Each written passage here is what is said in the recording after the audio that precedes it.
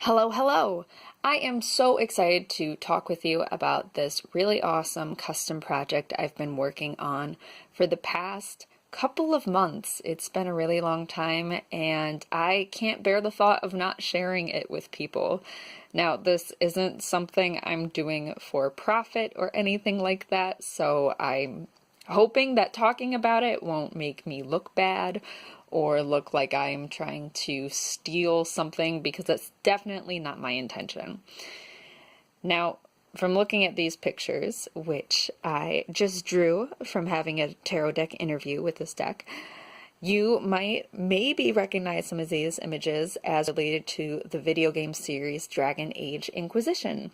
And if you are as big of a nerd as I am about tarot and about video games, then you might know that Dragon Age Inquisition actually has their own tarot deck.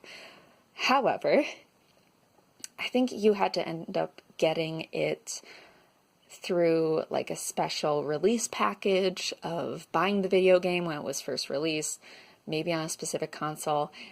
Either way, I didn't do that, and when I was looking up those kind of decks online, they were all very limited edition, over $100, which is ridiculous, and I'm not really looking for something that's a collectible item.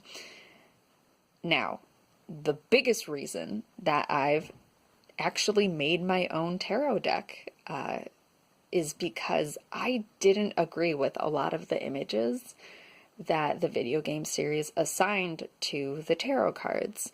So what I did is I actually customized a lot of these cards, and I moved around pictures, and I wanted to showcase this. So give me a second to organize these cards in their proper suits, and I'm going to give you a really cool walkthrough of this really cool custom project. Can you tell I'm a big fan of my own work?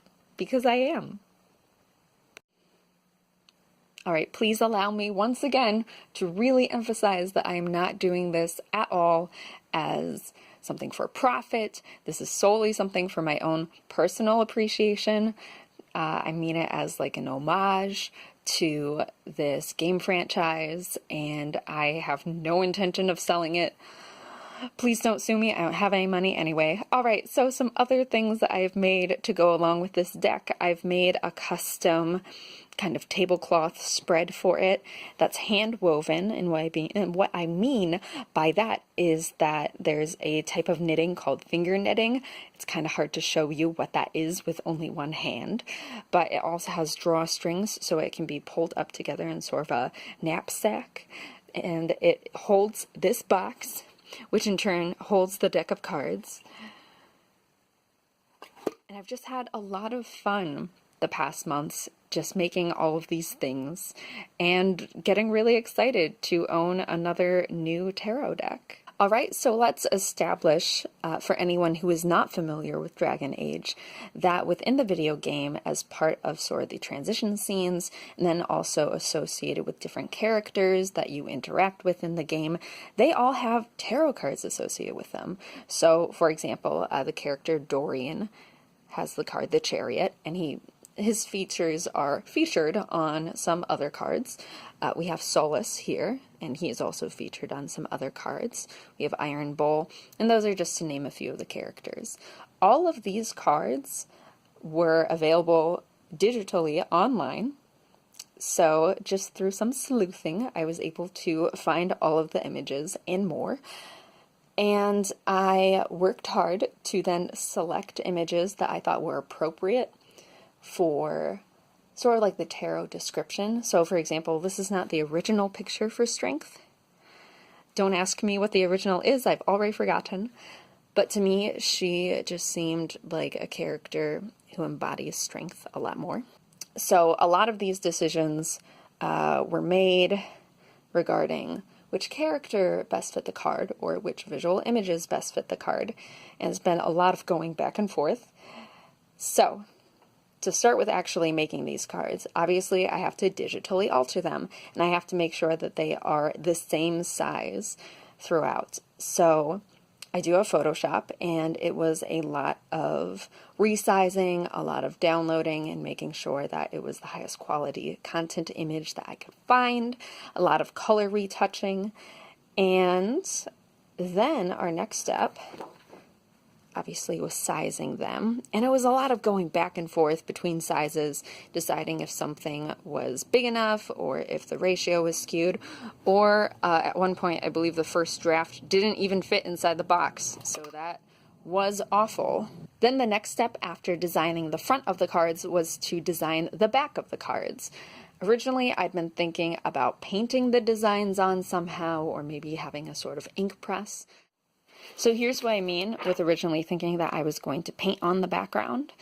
I had bought this stencil and I was trying to layer it down with paint, but then again that caused the paper to warp and kind of crinkle up.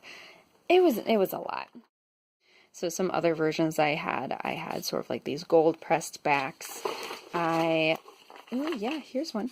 I'd had a laminated card, but then the layers were all separating and it wasn't worth it.